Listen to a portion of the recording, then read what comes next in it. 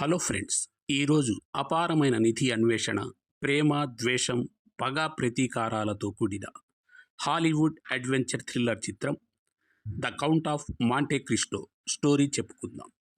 ఇలాంటి మరిన్ని interesting movie stories కోసం మా ఛానల్ని సబ్స్క్రైబ్ చేసుకోండి. ఇక ఆలస్యం చేయకుండా మూవీ స్టోరీలోకి వెళదాం. సినిమా స్టార్ట్ చేయగానే కొంతమంది సముద్రంలో పడవ మీద ప్రయాణమై ఒక ఐలాండ్ వైపు వస్తూ ఉంటారు. వీళ్ళందరూ మర్చెంట్ షిప్లో పనిచేస్తున్న ఉద్యోగులు. ఆ షిప్ కెప్టెన్ అనారోగ్యం పాలయ్యాడు. అక్కడ ఏదైనా మెడికల్ హెల్ప్ దొరుకుతుందేమో అని వీళ్ళంతా అక్కడికి వస్తారు. వీళ్ళ పడవ ఒడ్డుకి చేరుకోగానే ఆ పడవ నుండి ఇద్దరు వ్యక్తులు కిందకి దిగుతారు. ఇందులో ఒకతని పేరు ఎడ్మండ్ డాంటేస్, మరొకతని పేరు ఫెర్నాండ్ మాండెగో. వీళ్ళు దిగిన ఆ ఐలాండ్ పేరు ఎల్బా. ఆ ఐలాండ్లో ఉన్న బ్రిటిష్ సైనికులు వీళ్ళపై అటాక్ చేస్తారు. ఆ సైనికులు వీళ్ళని పట్టుకునేలోపు అక్కడికి ఒక వ్యక్తి వస్తాడు. అతను నెపోలియన్ బోనాపార్ట్.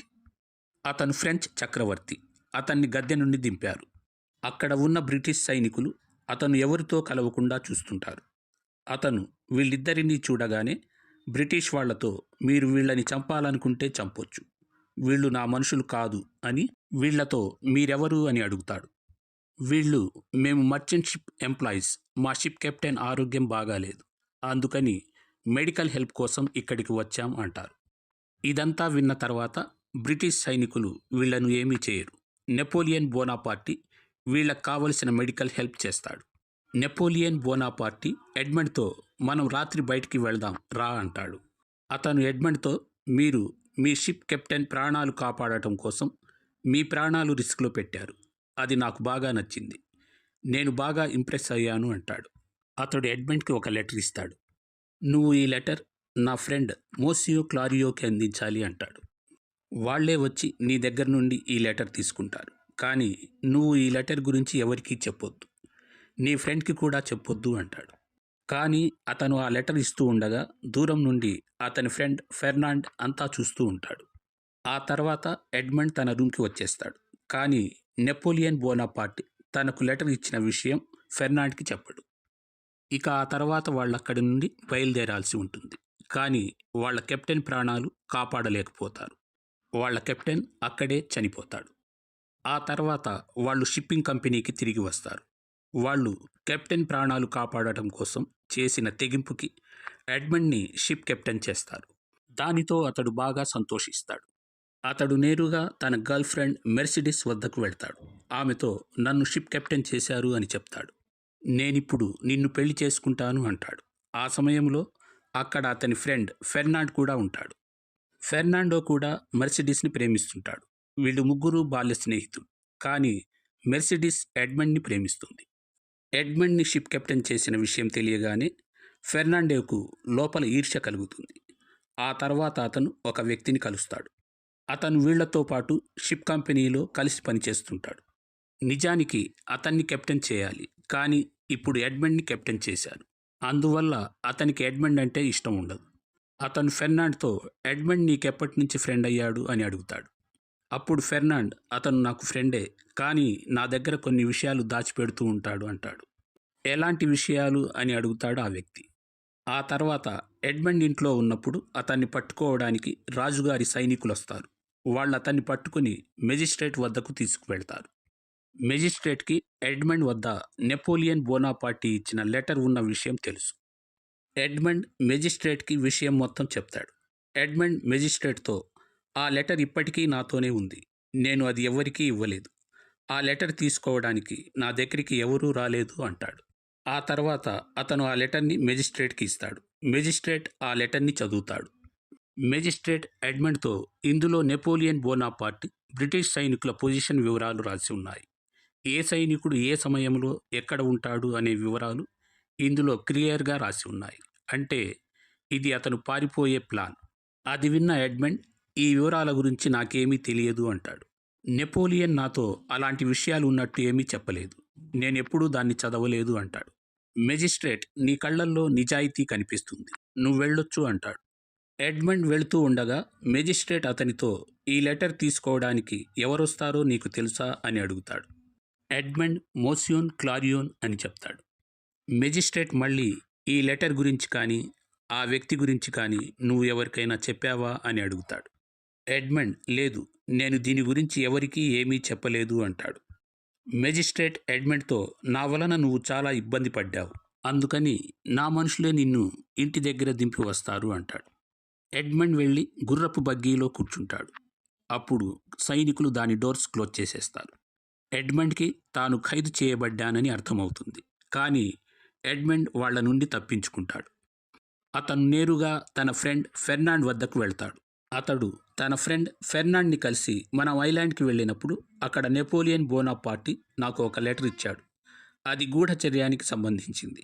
నేను నీకు ఈ విషయం చెప్పలేదు అంటాడు. అప్పుడు ఫెర్నాండ్ నాకు ఈ విషయం తెలుసు. నెపోలియన్ నీకు ఆ లెటర్ ఇస్తూ ఉండగా నేను చూశాను. ఆ రాత్రి నువ్వు నిద్రపోతున్నప్పుడు నేను ఆ లెటర్ని చదివాను.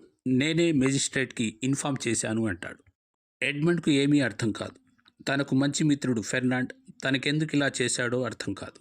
ఫెర్నాండ్ ఇదంతా ఎడ్మండ్ గర్ల్ ఫ్రెండ్ మెర్సిడిస్ కోసం చేశాడు. అతడు మెర్సిడిస్ని ప్రేమిస్తున్నాడు. ఆమెను ఎలాగైనా పొందాలనుకుంటున్నాడు. అందుకే ఇదంతా చేస్తాడు. ఎడ్మండ్ పారిపోవాలనుకుంటాడు. కానీ మాంటెగో కత్తి చూపించి అతన్ని ఆపే ప్రయత్నం చేస్తాడు. వాళ్ళిద్దరి మధ్య కత్తి యుద్ధం జరుగుతుంది. కానీ ఎడ్మండ్కి కత్తితో యుద్ధం చేయటం అంతగా రాదు. అందువల్ల అతను ఓడిపోతాడు. అంతలో సైనికులు వస్తారు. వాళ్ళు ఎడ్మండ్ని పట్టుకుని తీసుకువెళ్తారు. సైనికులు అతన్ని ఒక ఐలాండ్కి తీసుకువెళ్తారు. అక్కడ ఒక జైలు ఉంది. ఇప్పటి వరకు ఆ జైలు నుండి ఒక్కరు కూడా పారిపోలేదు. అలాంటి రికార్డ్ ఆ జైలుకుంది. ఇప్పుడు ఎడ్మండ్ని ఆ జైలు వార్డెన్ ముందు హాజరుపరుస్తారు. ఎడ్మండ్ అతనితో నేను నిరపరాధిని అంటాడు. వార్డెన్ నాకు తెలుసు అంటాడు. నువ్వు అపరాధివి అయితే నిన్ను ఎప్పటికీ ఇక్కడికి తీసుకొచ్చేవారు కాదు. ఫ్రాన్స్లోనే ఏదో ఒక జైల్లో పెట్టేవారు అంటాడు. ఆ తర్వాత వార్డెన్ అతన్ని నిర్దయగా కొడతాడు. వార్డెన్ అతనితో ప్రతి సంవత్సరం నేను ఖైదీల్ని ఇలాగే కొడతానంటాడు. ఆ తర్వాత అతన్ని సెల్లో వేస్తారు. దానికి ఒక చిన్న కిటికీ ఉంటుంది. ఆ సెల్కి ఒకటే ద్వారం ఉంటుంది. ఆ ద్వారాన్ని సంవత్సరంలో ఒకసారి మాత్రమే తీస్తారు. అది వార్డెన్ తన ఖైదీలను కొట్టినప్పుడు మాత్రమే. సమయం గడిచిపోతుంది. పూర్తిగా ఒక సంవత్సరం గడిచిపోతుంది. వార్డెన్ మళ్ళీ వస్తాడు. అతను ఎడ్మండ్ని మళ్ళీ నిర్దయగా కొడతాడు. నెమ్మది నెమ్మదిగా ఎడ్మండ్లో బ్రతకాలనే ఆశ సన్నగిల్లుతుంది. అతను ఆత్మహత్య చేసుకోవాలనే ప్రయత్నం కూడా చేస్తాడు. అప్పుడు అతను గోడ మీద రాసి ఉన్న God will give me justice అనే అక్షరాలు చూస్తాడు. దేవుడు నాకు న్యాయం చేస్తాడు అనే ఆ పదాలు చూసి అతను ఆత్మహత్య చేసుకోవటం విరమించుకుంటాడు. ఇంకా సమయం గడిచే కొద్దీ అతనికి దేవుడి మీద నమ్మకం కూడా సన్నగిల్లుతుంది. ఇప్పుడు ఎడ్మండ్ జైలుకు వచ్చి 4 ఏళ్లైంది. అతడు సెల్లో నిరాశగా పడి ఉన్నప్పుడు ఎవరో సెల్లు భూమి కింద నుండి వస్తున్న శబ్దం వినపడుతుంది. అక్కడ భూమి లోపల నుండి ఒక వ్యక్తి బయటికి వస్తాడు. అతడు ఎడ్మండ్తో తన పేరు అబే ఫరియా అని పరిచయం చేసుకుంటాడు. నేనిక్కడ 11 సంవత్సరాల నుండి జైల్లో ఉన్నాను. గత 5 సంవత్సరాలుగా సొరంగం తవ్వుతున్నాను. నేను బయటికి పారిపోవడానికి సొరంగం తవ్వుతున్నాను అనుకున్నాను. కానీ అది నీ సెల్కి దారి తీసింది అంటాడు. ఆ తర్వాత అతను ఎడ్మండ్తో నేను నీ భుజాలపై నిలబడాలనుకుంటున్నాను అంటాడు. అతను ఎడ్మండ్ భుజాలపై నిలబడి కిటికీలో నుండి బయటకు చూస్తాడు. అతడు ఆకాశాన్ని చూస్తాడు. అతనికి చాలా సంతోషం కలుగుతుంది. అతడు ఎడ్మండ్తో నేను 11 సంవత్సరాల తర్వాత ఆకాశాన్ని చూశాను. ఇప్పుడు అతను తను ఏ సొరంగ మార్గం ద్వారా అయితే అక్కడికి వచ్చాడో ఆ మార్గం ద్వారానే ఎడ్మండ్ని తన సెల్కి తీసుకువెళ్తాడు. అతడు ఎడ్మండ్తో నేను రాంగ్ డైరెక్షన్లో సొరంగం తవ్వాను. నాకిప్పుడు రైట్ డైరెక్షన్ ఏదో తెలిసింది అంటాడు. ఇప్పుడు మనమిద్దరం ఉన్నాం. మనమిద్దరం కలిసి సొరంగం తవ్వుతాం. 8 సంవత్సరాల్లో మనం బయటపడే మార్గాన్ని తవ్వగలుగుతాం అంటాడు. అనగా సొరంగం తవ్వడానికి 8 సంవత్సరాలు పడుతుందన్నమాట. ఎడ్మండ్ అతని మాటలకు నవ్వుతాడు. అప్పుడు అతడు ఎడ్మండ్తో నువ్వు నాతో కోఆపరేట్ చేస్తే నేను నా జీవితంలో నేర్చుకున్న విద్యలన్నీ నీకు నేర్పిస్తాను. సైన్స్, ఫిలాసఫీ, మ్యాథమెటిక్స్ ఇవన్నీ నేను నీకు నేర్పుతాను. ఆ తర్వాత ఎడ్మండ్ అతనితో హెల్ప్ చేయడానికి ఒప్పుకుంటాడు. అతను ఎడ్మండ్కి కత్తి విద్య కూడా నేర్పుతాడు. అతడు కత్తి తిప్పడంలో మంచి నేర్పరి. ఎడ్మండ్ రోజుకు 2 సార్లు తన సెల్కి వెళ్ళి రావాల్సి ఉంటుంది. ఒకటి టాయిలెట్ బకెట్ తీసుకువెళ్ళడానికి గార్డ్ వచ్చే సమయం, రెండోది అతను భోజనం తీసుకువచ్చే సమయం. వీళ్ళు ఆ సొరంగం తవ్వగా వచ్చిన మట్టిని ఆ టాయిలెట్ బకెట్లో వేస్తారు. ఎందుకంటే గార్డ్ ఆ మట్టిని చూడకుండా ఉండటం కోసం. అతను వేస్ట్తో పాటు ఆ మట్టిని కూడా టాయిలెట్ బకెట్తో పారవేస్తాడు. ఇప్పుడు ఇంకా సమయం గడిచిపోతుంది. ఎడ్మండ్ అతని దగ్గర విద్యలన్నీ నేర్చుకుంటాడు. ఆ ముసలి వ్యక్తి ఎడ్మండ్తో, నేను నెపోలియన్ సైన్యంలో పనిచేశాను, కానీ ఆ తర్వాత ఆ సైన్యంలో పనిచేయడం మానేశాను. ఆ తర్వాత నేను ఒక గొప్ప ధనవంతుడి దగ్గర పనిచేస్తూ ఉండేవాడిని. అతను నన్ను బాగా నమ్మాడు, కానీ కొద్ది కాలంలోనే అతను చనిపోయాడు. అతనికి అపారమైన ధన సంపత్తి ఉండాలి. ఆ ధన సంపత్తి ఎక్కడుందో నాకు తెలుసు అని నెపోలియన్ నన్ను పట్టుకున్నాడు. నిజానికి నాకు ఆ ధన సంపద గురించి ఏమీ తెలీదు. నేను ఆ ధన సంపద గురించి చెప్పలేకపోవడంతో నన్ను ఈ కారాగారంలో వేశారు. అప్పటి నుండి నేను చేసిన పాపాలకి శిక్ష అనుభవిస్తున్నాను అంటాడు. ఎడ్మండ్ కూడా అతనికి తన స్నేహితుడు తనని ఏ విధంగా ద్రోహం చేసింది, తన జీవితంలో జరిగిన విషయాలన్నీ చెప్తాడు. ఎడ్మండ్కి నెమ్మదిగా ఇప్పుడంతా అర్థమవుతుంది.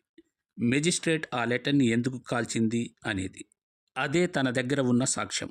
అది కాల్చి తను ఎవరికీ చెప్పకుండా ఉండడం కోసం తనను అరెస్ట్ చేయించి ఇక్కడికి పంపించాడు మెజిస్ట్రేట్. ఆ ముసలి వ్యక్తి ఎడ్మండ్తో, మెజిస్ట్రేట్ సంబంధికులు ఎవరైనా ఇందులో ఇన్వాల్వ్ అయి ఉన్నారా అని అడుగుతాడు. అప్పుడు ఎడ్మండ్కి కొన్నేళ్ల క్రితం మెజిస్ట్రేట్ తండ్రి నెపోలియన్ దగ్గర పనిచేసిన విషయం గుర్తుకొస్తుంది. ఆ లెటర్ తీసుకునే వ్యక్తి మరెవరో కాదు, ఆ మెజిస్ట్రేట్ తండ్రి. ఇందులో మెజిస్ట్రేట్, తన స్నేహితుడు ఫెర్నాండ్ తమ స్వార్థం కోసం నన్ను బలి చేశారు. ఎలాగైనా సరే వాళ్లపై ప్రతీకారం తీర్చుకోవాలనుకున్నాడు. వాళ్ళు ఆ సొరంగం తవ్వటం కొనసాగించారు. కొన్ని సంవత్సరాలు గడిచిపోయాయి. ఒకరోజు సొరంగం తవ్వుతూ ఉండగా ఆ సొరంగం రాళ్ళు ముసలి వ్యక్తిపై పడ్డాయి. అతని ముసలి శరీరం దాన్ని భరించలేకపోయింది. అయితే అతడు చనిపోయే సమయంలో ఎడ్మండ్కి ఒక రహస్యం చెప్పాడు. కొన్ని సంవత్సరాల నుండి తనలో దాగి ఉన్న ఆ రహస్యాన్ని ఎడ్మండ్కి చెప్పాడు. ఆ అపార సంపద ఉన్న చోటు చెప్పి దాన్ని మంచి పనులకు ఉపయోగించమని చెప్పాడు. కానీ ఎడ్మండ్, నేను ప్రతీకారం తీర్చుకోవాలంటాడు. అప్పుడు ముసలి వ్యక్తి, అది ఆ దేవునిపై వదిలిపెట్టు, నీకు ఈ శిక్ష సరి అయినది అనిపించే పని చేయొద్దు అని చివరి మాటలు చెప్పి అతను చనిపోయాడు. ఎడ్మండ్ మళ్లీ ఒంటరివాడయ్యాడు. సైనికులు భోజనం ఇవ్వడానికి వచ్చారు. లోపల నుండి ఎలాంటి రెస్పాన్స్ లేకపోవడంతో డోర్ తీసుకుని లోపలికి వచ్చారు. అప్పటికి ఎడ్మండ్ తన సెల్లోకి వెళ్ళాడు. ఆ సైనికులు ఆ ముసలి వ్యక్తి శరీరాన్ని ఒక గోతాంలో బంధించి వాళ్ళు జైలర్ని పిలవడానికి వెళ్ళారు. వాళ్ళు వెళ్ళగానే ఎడ్మండ్ అక్కడికి చేరుకున్నాడు. ఇన్నేళ్లుగా తనతో కలిసి ఉన్న స్నేహితుని కోసం దుఃఖించాడు. అప్పుడే అతనికి ఒక ఆలోచన వచ్చింది. గోతాంలోని ముసలి వ్యక్తి శరీరాన్ని బయటకు తీసి తనంత తాను గోతాంలో బంధించుకున్నాడు. ఆ సైనికులు వచ్చి ఆ గోతాన్ని కొండ అంచున సముద్రపు ఒడ్డున తీసుకువెళ్లారు. ఆ కొండపై నుండి శవాలని సముద్రంలోకి విసిరేస్తారు. ఇప్పుడు ఎడ్మండ్ యొక్క కాళ్ళకి సంకెళ్లు వేశారు, ఎందుకంటే శవం పైకి తేలకుండా. ఆ సంకెళ్ల కీ జైలర్ నడుమున వేలాడుతుంది. వాళ్ళు ఎడ్మండ్ని సముద్రంలో విసిరివేయడానికి పైకెత్తినప్పుడు ఎడ్మండ్ గోతాములో నుండి చెయ్యి బయటికి తీసి అతని నడుములో ఉన్న ఆ తాళం చెవి లాక్కున్నాడు. జైలర్తో పాటు అతను సముద్రంలో దూకాడు. ఏదో విధంగా తన కాళ్లకున్న సంకెళ్ళు విడిపించుకుని పైకి వచ్చాడు. అతను ఈదుకుంటూ ఉదయానికి ఒడ్డుకు చేరుకున్నాడు. ఒడ్డుకి చేరుకోగానే అతని ఆనందానికి అవధులు లేవు. 12 సంవత్సరాల తర్వాత అతడు బయటి గాలి పీలుస్తున్నాడు. కానీ ఆ సంతోషం ఎక్కువసేపు నిలవలేదు. కొంతమంది సముద్రపు దొంగల గుంపు అతన్ని చూస్తుంది. ఆ సముద్రపు దొంగల నాయకుడు ఎడ్మండ్తో, సరైన సమయానికి నువ్వు దొరికావు. ఇప్పుడు మా సమస్యకు పరిష్కారం నువ్వే. మా మనుషుల్లో ఓ వ్యక్తి ద్రోహం చేశాడు. మేము దోచుకున్న సంపదలో కొంత భాగం అతను దాచిపెట్టాడు. దానికి శిక్ష మరణదండన. కానీ మాలో కొంతమంది అతన్ని ఈసారికి క్షమిద్దామంటున్నారు. ఇప్పుడు మీ ఇద్దరూ ఫైట్ చేయాలి. అందులో నువ్వు చనిపోతే అతను బ్రతికిపోతాడు. ఒకవేళ అతను చనిపోతే నువ్వు మా ముఠాలో చేరాలి. ఎడ్మండ్కి వేరే దారి లేదు. అతను ఫైట్ చేయాల్సి వచ్చింది. ముసలి వ్యక్తి అతనికి యుద్ధ విద్యలన్నీ నేర్పాడు. ఎడ్మండ్ ఆ రెండో వ్యక్తిని ఓడించాడు, కానీ అతన్ని చంపలేదు. దొంగల ముఠా నాయకుడితో, ఇప్పుడు నీకు ఒకళ్ళు కాదు 2 వ్యక్తులు నీ దగ్గర ఉన్నారు అని అతన్ని కన్విన్స్ చేసి అతన్ని ఒప్పించాడు. ప్రాణభిక్ష పెట్టడం ద్వారా ఎడ్మండ్కి జాకబ్ రూపంలో ఒక మంచి స్నేహితుడు దొరికాడు. 3 నెలల ప్రయాణం తర్వాత అతను తిరిగి తన నగరానికి చేరుకున్నాడు. అక్కడ ఎడ్మండ్ తనకు తెలిసిన వ్యక్తి వద్దకు వెళ్తాడు. కానీ అతను ఎడ్మండ్ని గుర్తించాడు. ఎడ్మండ్ రూపురేఖలు పూర్తిగా మారిపోయి ఉన్నాయి. ఎడ్మండ్ అతనితో, నేను ఎడ్మండ్ ఫ్రెండ్ని, నేను అతని కుటుంబం గురించి తెలుసుకోవాలనుకుంటున్నాను అంటాడు. అప్పుడు ఆ వ్యక్తి, ఎడ్మండ్ రాజద్రోహం గురించి తెలియగానే అతని తండ్రి ఆత్మహత్య చేసుకున్నాడు అంటాడు. ఎడ్మండ్పై రాజద్రోహం నేరారోపణ ఎవరు చేశారు అని అడుగుతాడు. అప్పుడు ఆ వ్యక్తి, అప్పటి మెజిస్ట్రేట్ అయిన విల్ఫోర్డ్ అతనిపై రాజద్రోహం ఆరోపణ చేశాడు. అతనే అతన్ని అరెస్ట్ చేయించింది. ఆ తర్వాత అతనికి ప్రమోషన్ వచ్చింది. అతను చీఫ్ ప్రాసిక్యూటర్ అయ్యాడు. అతను ప్యారిస్ వెళ్ళిపోయాడు. అప్పుడు అతని తండ్రిని ఎవరో హత్య చేశారు అంటాడు. ఇక్కడ ఎడ్మండ్కి ఇంకో విషయం కూడా తెలుస్తుంది. తన ప్రియురాలైన మెర్సిడెస్ తన మరణ వార్త వినగానే ఫెర్నాండ్ని పెళ్లి చేసుకుంది. ఫెర్నాండ్ తనకు ద్రోహం చేసిన తన స్నేహితుడు. అతని వల్లనే తను జైలు పాలయ్యాడు. ఇప్పుడు ఫెర్నాండ్ తన భార్యతో ప్యారిస్లో ఉంటున్నాడు. ఈ విషయాలన్నీ విన్న తర్వాత ఎడ్మండ్ మనసు విరిగిపోతుంది. ఇప్పుడు అతను వాళ్ళందరిపై పగ తీర్చుకోవాలనుకుంటాడు. దాని తర్వాత ఎడ్మండ్ తన ఫ్రెండ్ జాకబ్తో కలిసి ఐలాండ్కి వెళ్తాడు. అక్కడ నిధి కోసం వెతుకుతాడు. అతనికి ఆ నిధి దొరుకుతుంది. పెద్ద పెద్ద బాక్సుల్లో బంగారు నాణ్యాలు, వజ్రాలు, వైఢూర్యాలు నింపబడి ఉంటాయి. వాటిని వీళ్ళు పడవలో తీసుకొస్తారు. వీళ్ళు ముందుగా ప్యారిస్కి వెళ్తారు. అక్కడ వీళ్ళు పెద్ద రాజ్మహల్ కొంటారు. ఇప్పుడు ఎడ్మండ్ తన పేరు మార్చుకుంటాడు. తన పేరు కౌంట్ ఆఫ్ మాంటే క్రిస్టోగా పెట్టుకుంటాడు. ముందుగా ఫెర్నాండ్ యొక్క బలహీనత ఏమిటి అనేది ఆరా తీస్తాడు. అప్పుడు అతనికి ఫెర్నాండ్ బ్యాంక్ నుండి లోన్ తీసుకున్న విషయం తెలుస్తుంది. అప్పుడు ఎడ్మండ్ తన మనుషులతో ఆ బ్యాంక్ని కొనమంటాడు. ఇంకా ఫెర్నాండ్ ఏ షిప్పింగ్ కంపెనీలతో డీల్ చేస్తుంటాడో, పని చేస్తూ ఉంటాడో వాటన్నిటినీ ఫెర్నాండ్తో డీల్ చేయడం ఆపేయమని చెప్తాడు. ఎడ్మండ్ ఫెర్నాండ్కి దగ్గర కావడానికి అవకాశం కోసం చూస్తూ ఉంటాడు. ఫెర్నాండ్ మరియు మెర్సిడెస్కి ఒక కొడుకు ఉంటాడు. అతని పేరు ఎల్బర్ట్. ఎడ్మండ్ తన మనుషులతో ఆ కుర్రాడిని కిడ్నాప్ చేయిస్తాడు. మళ్ళీ తనే అతన్ని కాపాడుతాడు. ఆ విధంగా అతని కుటుంబానికి దగ్గర కావడానికి అతని ప్లాన్ పూర్తిగా ఫలిస్తుంది. ఎల్బర్ట్ ఎడ్మండ్ని తన ఇంటికి విందుకు ఆహ్వానిస్తాడు. ఎల్బర్ట్ తన తండ్రి ఫెర్నాండ్ని ఎడ్మండ్కి ఇంట్రడ్యూస్ చేస్తాడు. ఫెర్నాండ్ ఎడ్మండ్ని గుర్తుపట్టలేకపోతాడు. ఇప్పుడు అతని రూపురేఖలు, వేషభాషలు పూర్తిగా మారిపోయాయి. ఫెర్నాండ్ తన కలలో కూడా ఈ ధనవంతుడు తన పాత స్నేహితుడు ఎడ్మండ్ అని ఊహించలేడు. ఆ తర్వాత మెర్సిడెస్తో కూడా పరిచయం అవుతుంది. విందులో మెర్సిడెస్తో డ్యాన్స్ చేస్తూ ఉన్నప్పుడు ఆమెకి ఎక్కడో చూసినట్లుగా అనిపిస్తుంది. కానీ ఆమె కూడా ఎడ్మండ్ని మొదట గుర్తుపట్టలేకపోతుంది. ఎందుకంటే ఆమె దృష్టిలో ఎడ్మండ్ చనిపోయాడు. ఎడ్మండ్ తన చేతి వేళ్లతో తల మీది జుట్టుని సవరిస్తూ ఉన్నప్పుడు మెర్సిడెస్ చూస్తుంది. ఇది ఎడ్మండ్ యొక్క పాత అలవాటు. అప్పుడు ఆమె ఇతను ఎడ్మండ్ అని గుర్తుపడుతుంది. ఎడ్మండ్ తిరిగి ఇంటికి వెళ్తున్నప్పుడు ఆమె అతని బగ్గీలో ముందుగానే కూర్చుని ఉంటుంది. ఆమె అతనితో, నేను నిన్ను గుర్తుపట్టాను అంటుంది. కానీ అతను ఆమె మాటలను యాక్సెప్ట్ చేయడు.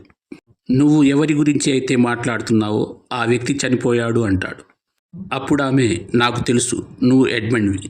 నాకు మెజిస్ట్రేట్ విల్ఫోర్డ్ నీకు ఉరిశిక్ష పడినట్లు చెప్పాడు. ఆ తర్వాత నేను ఫెర్నాండ్ని చేసుకోవాల్సి వచ్చింది. అప్పుడు అది నాకు తప్పని పరిస్థితి అయింది అంటుంది. కానీ అతను ఆమె మాటలు వినిపించుకోడు. ఆమెని బగ్గీ నుండి కిందకి దింపుతాడు. ఆ తర్వాత ఎడ్మండ్ ఇంకో ప్లాన్ చేస్తాడు. ఫెర్నాండ్ మరియు మెజిస్ట్రేట్ విల్ఫోర్డ్లకు తనకు ఆ నిధి దొరికింది అని తెలిసేట్టు చేస్తాడు. తనకు ఒక షిప్మెంట్ వస్తుంది. ఆ బిల్ పాస్ చేయడానికి తనకి విల్ఫోర్డ్ సహాయం అవసరం అంటాడు. ఆ తర్వాత మెజిస్ట్రేట్ విల్ఫోర్డ్ ఫెర్నాండ్తో మనం ఎలాగైనా ఆ షిప్మెంట్ని సొంతం చేసుకోవాలి అంటాడు. అప్పుడు ఆ బంగారం మొత్తం మనదే అవుతుంది అంటాడు. అప్పుడు ఫెర్నాండ్, నాకు పాత స్నేహితుడు ఉన్నాడు, అతడు ఈ విషయంలో మనకు సహాయం చేస్తాడు అంటాడు. అతడే తన పాత స్నేహితుడు డాంగ్లర్. ఆ పాత ఫ్రెండ్ మరెవరో కాదు. ఒకప్పుడు తను కెప్టెన్ కావాల్సింది ఎడ్మండ్ని కెప్టెన్ చేశారని ఈర్ష్యతో ఫెర్నాండ్తో కలిసి ఎడ్మండ్ని జైలుకు పంపించడంలో పూర్తి సహకారాన్ని అందించిన వ్యక్తి. అతని పేరే డాంగ్లర్. ఇప్పుడు అతను ఫెర్నాండ్ చెప్పగా ఎడ్మండ్ షిప్ నుండి బంగారంతో నిండిన బాక్సులను దొంగిలిస్తుండగా ఎడ్మండ్ అక్కడికి వస్తాడు. అతనితో పాటు పోలీసులుంటారు. పోలీసులు అతన్ని అరెస్ట్ చేస్తారు. ఆ తర్వాత ఎడ్మండ్ నేరుగా మెజిస్ట్రేట్ విల్ఫోర్డ్ వద్దకు వెళ్తాడు. ఎడ్మండ్ విల్ఫోర్డ్తో కొన్ని సంవత్సరాల క్రితం నువ్వు మెర్సిడీస్కి నేను చనిపోయానని ఎందుకు చెప్పావంటాడు. విల్ఫోర్డ్కి ఏమీ అర్థం కాదు. అప్పుడు ఎడ్మండే మళ్ళీ ఫెర్నాండ్ మెర్సిడీస్ని పెళ్లి చేసుకోవాలని నువ్వు అలా చేశావు. నువ్వు ఫెర్నాండ్ ఒక ఒప్పందం చేసుకున్నారు. నీకు మీ నాన్న పెద్ద తలనొప్పిగా మారాడు. నీ తండ్రి నెపోలియన్కి విశ్వాసపాత్రుడు. నీ తండ్రి నెపోలియన్కి సహకరించాలనుకున్నాడు. ఆ విషయంతో నీకు భయమేసింది. నువ్వు ఫెర్నాండ్తో నీ తండ్రిని చంపమని చెప్పావు. ఫెర్నాండ్ నీ తండ్రిని చంపాడు. అప్పుడు విల్ఫోర్డ్ ఎడ్మండ్తో అది నిజమే, కానీ నీవు ఇప్పుడు దాన్ని నిరూపించలేవు. ఫెర్నాండ్ ఈ విషయం ఎప్పుడూ ఒప్పుకోడు అంటాడు. అప్పుడు ఎడ్మండ్ అతనితో ఫెర్నాండ్ ఒప్పుకోకపోవచ్చు, కానీ నువ్వు ఒప్పుకున్నావు అంటాడు. అప్పుడు వెనక నుండి పోలీసులు వస్తారు. వాళ్ళు విల్ఫోర్డ్ని అతని తండ్రిని చంపిన నేరానికి అరెస్ట్ చేస్తారు. అటు ఫెర్నాండ్ నగరం విడిచి పారిపోవాలనుకుంటాడు. అతను చాలా అప్పుల్లో ఉన్నాడు. అంతేకాక ఇప్పుడు అతను హత్య నేరంలో కూడా ఇరుక్కున్నాడు. అతను మెర్సిడీస్తో తనతో పాటు రమ్మంటాడు. మెర్సిడీస్ అతనితో రావడానికి నిరాకరిస్తుంది. అప్పుడు ఫెర్నాండ్, సరే నువ్వు రావద్దు, నేను నా కొడుకు ఇక్కడి నుండి వెళ్ళిపోతామంటాడు. మెర్సిడీస్ ఫెర్నాండ్తో అతడు నీ కొడుకు కాదు, అతడు ఎడ్మండ్ కొడుకు అంటుంది. ఎడ్మండ్ చావు వార్త విన్న తర్వాత నేను నిన్ను పెళ్లి చేసుకోవడానికి కారణం ఇదే అంటుంది. దీనితో ఫెర్నాండ్కి చాలా కోపం వస్తుంది. కానీ అతను తొందరలో ఉన్నాడు. అందుకని అతను అక్కడి నుండి వెళ్ళిపోతాడు. అతను నేరుగా ఎడ్మండ్ నిధిని దొంగిలించి దాచిన చోటు వద్దకు వెళ్తాడు. ఫెర్నాండ్ ఆ పెట్టెలను తెరిచి చూస్తే అందులో మట్టి మాత్రమే ఉంటుంది. ఇప్పుడు ఎడ్మండ్ కూడా అక్కడికి వస్తాడు. అతడు తన నిజ రూపంలో వస్తాడు. ఫెర్నాండ్ అతన్ని చూసి నువ్వింకా బ్రతికే ఉన్నావా అంటాడు. ఫెర్నాండ్ ఎడ్మండ్పై కత్తితో అటాక్ చేస్తాడు. కానీ ఎడ్మండ్ ఇప్పుడు ఫెర్నాండ్ కంటే కూడా కత్తి విద్యలో ఆరితేరాడు. ఎడ్మండ్ ఫైట్లో అతన్ని కింద పడేస్తాడు. ఫెర్నాండ్ని చంపేలోపు అతని కొడుకు ఎల్బర్ట్ అక్కడికి వస్తాడు. అతడు ఎడ్మండ్తో యుద్ధానికి దిగుతాడు. ఎడ్మండ్ అతన్ని కూడా ఓడించి అతన్ని చంపబోతాడు. ఇంతలో అక్కడికి మెర్సిడీస్ వస్తుంది.